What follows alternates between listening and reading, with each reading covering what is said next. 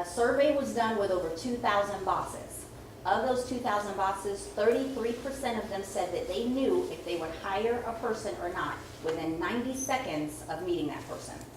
So if you think about that, before they've even had an opportunity to, yeah, wow, 90 seconds.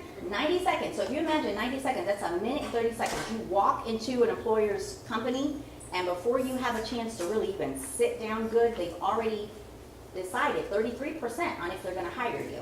So you want to know what you can do to get that 33% of bosses to say, yes, I want to hire this person.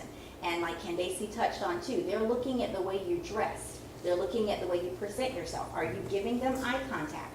And you guys use this information not just for thinking of it as getting a job, use it for getting an opportunity to do different things in your school, like being chosen as a student advisor, on your team. And I don't want to embarrass my son right now, but my son Jalen over there in red, Jalen, wave your hand, was selected at his school for to be on the student advisory board. But some of the things that and then that's something that you put on your resume. But use this same type of information. Don't just think of it as a job, because I know some of you guys are very young and you may not be thinking, you're going to be working yet.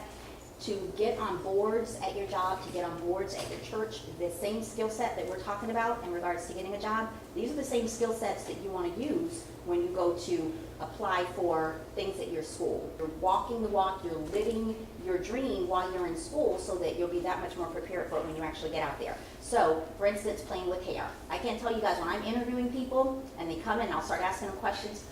Well, I did, and it's like, okay, it's distracting. So when they talk about like that first 90 seconds, the chewing gum, people come in and they forget to take their gum out of their mouths, or they come in and they still got the earpiece on the ear, like they've been just talking to someone on the telephone. So it's basically when you come in, you're head to toe, think head to toe, cell phone, not even just on vibrate, because vibrate makes that noise or what have you.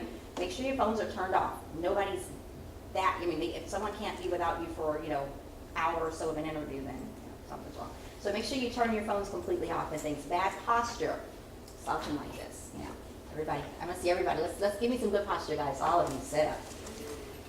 There you go. That actually, it opens up the airways, helps you listen a little bit better, and things like that too, because the air is flowing straight through. Fidgeting too much, playing with papers, moving around, that kind of deal. It makes you seem antsy. It's distracting, and when you're doing that, it's hard for the person that's talking to you to focus on what you're saying, because they're focused on the fact that you're, pulling on your hair, chewing your gum, or things of that nature. So a weak handshake, call that the dead fish handshake.